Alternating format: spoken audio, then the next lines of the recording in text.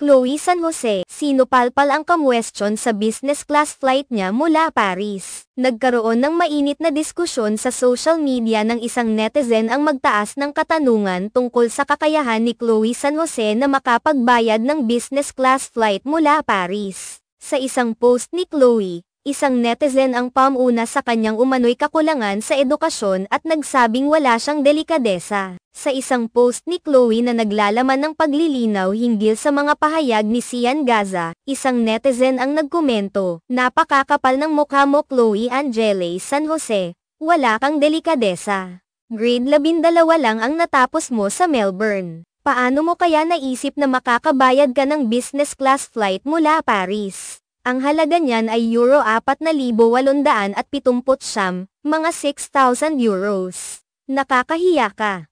Kahit gaano mo pa ipakita ang iyong pagiging sexy, wala kang class." Ops, hindi pinalampas ni Chloe ang mga banat na ito at agad na tinugunan ang komentong iyon. Sabi niya, grade 12 lang ang natapos. Pasensya na. Kumuha ako ng kurso para maging enrolled nurse at ngayon ay nag-aaral ako para sa aking bachelor's degree sa psychological sciences. Makinig ka sa totoong impormasyon.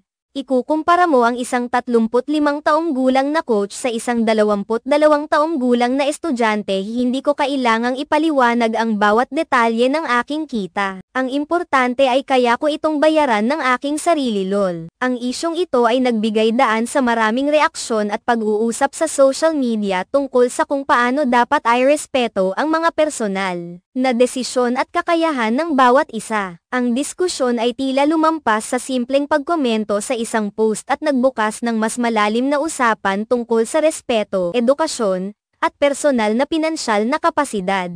Ang pag-aakusa ng isang netizen na may kakulangan si Chloe sa delikadesa at edukasyon ay tila nag-trigger ng matinding tugon mula sa kanya, na nagbigay linaw sa kanyang pinagdaraanan at mga pinili sa buhay. Ipinakita ni Chloe ang kanyang determinasyon at pagiging maalam sa kanyang pahayag, at nagbigay ng sagot na nagpapakita ng kanyang pag-unawa sa mga isyu na kinakaharap niya. Ang ganitong mga kaganapan sa social media ay nagiging oportunidad para sa mga tao na ipakita ang kanilang pananaw at ipagtanggol ang kanilang sarili laban sa mga hindi makatarungang puna. Ang pagtanggap ng mga negatibong komento at ang pagsagot dito ng may katuwiran ay isang paraan ng pagpapakita ng integridad at pagtitiwala sa sariling kakayahan.